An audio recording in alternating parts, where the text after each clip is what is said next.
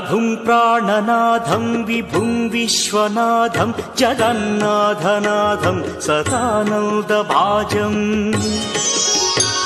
भवद्भव्यभूतेश्वरं भूतनाथं शिवं शङ्करं शम्भुमीशानमीडे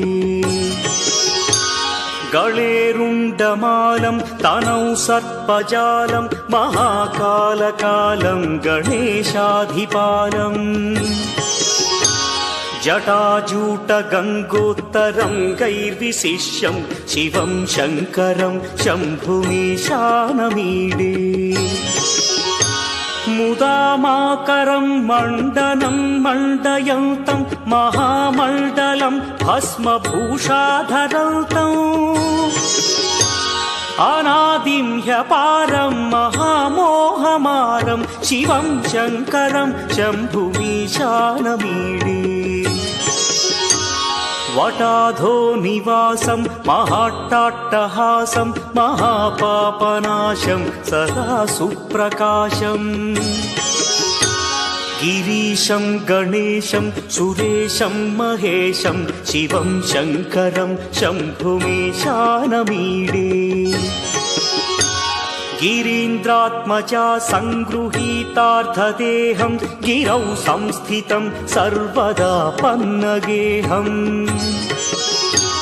परब्रह्म ब्रह्मादिभिर्वन्द्यमानं शिवं शङ्करं शम्भुमीशानमीडे कपालं त्रिशूलं कराभ्यां दधानं पदाम्भोजनं राय कामोदधानम् बलिवर्धयानं सुराणां प्रधानं शिवं शङ्करं शम्भुमीशानमीडे शरच्चन्द्रगात्रं गणानन्दपात्रं त्रिनेत्रं पवित्रं धनेशस्य मित्रम् अपर्णाकळत्रं सदा सच्चरित्रं शिवं शङ्करं शम्भुमीशानमीडे हरं सर्पहारं चिताभूविहारं भवं वेदसारं सदा निर्विकारम् श्मशाने वसन्तं मनोजं दहन्तं शिवं शङ्करं शम्भुमीशानमीडे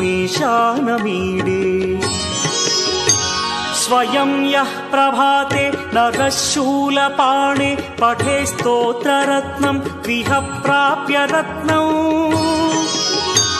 सुपुत्रं सुधान्यं